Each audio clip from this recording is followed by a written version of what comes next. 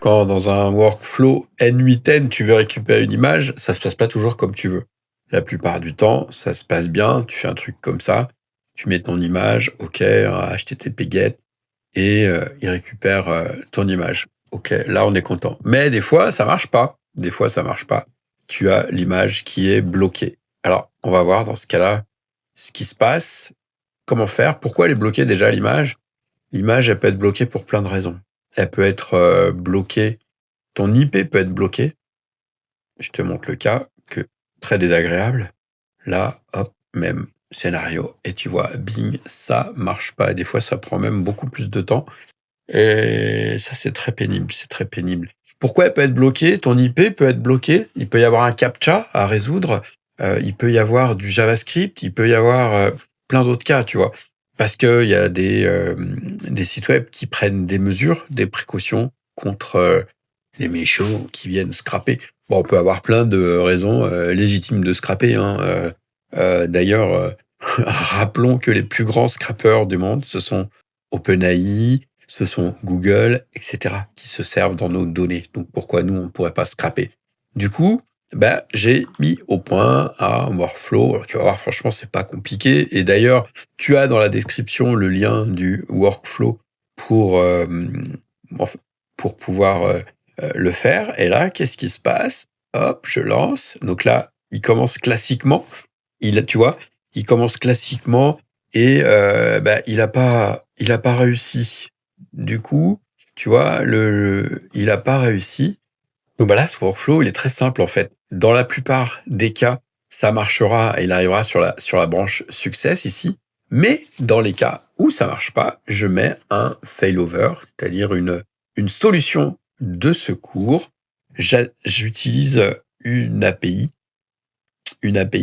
qui est payante, mais qui coûte pas très cher. On parle de quelques centièmes de centimes. Donc, c'est Bright Data, qui s'appelle Web Unlocker. Je t'ai mis un lien dans la description pour que tu puisses y aller directement. Là, évidemment, tu mets ta clé, hein. Et puis, tu vois, c'est très simple. Tu nommes ta zone là comme tu veux. Et puis, après, ça va récupérer l'image. Qu'est-ce qu'il faut savoir ici?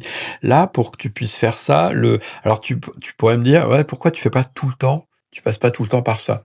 En fait, si tu passes tout le temps par ça, tu vas payer à chaque, récupération d'image. Donc, même si ça coûte pas très cher, c'est dommage d'aller gaspiller de l'argent, si tu peux l'avoir gratos. Donc d'abord, j'essaie de l'avoir gratos.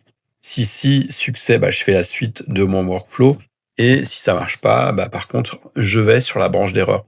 Comment tu rajoutes la branche d'erreur? Tu vas ici, tu mets un error, continue using error output. OK? Tu vois qu'ici, j'ai mis un retry on fail, c'est-à-dire qu'il va essayer plusieurs fois, parce que des fois, le serveur, il peut être lent. Tu es pas obligé de le mettre, ça, hein.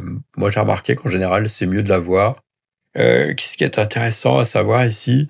Là, il y a le timeout. Alors là, c'était pour la démo, j'ai mis un timeout 200, mais il faut plutôt mettre un timeout de 1000. 1000, c'est 1 seconde, 1000 millisecondes. Qu'est-ce que ça veut dire? Ça veut dire qu'il va essayer de récupérer l'image pendant 1 seconde. Si au bout d'1 seconde, il n'a pas réussi, on considère que c'est un échec et on passe ici. Et du coup, voilà quoi. Du coup, pour t'inscrire, tu peux t'inscrire gratuitement à Bright Data et franchement, c'est pas compliqué. Tu veux que je te montre quand même comment on fait? Ouais, je te montre, allez.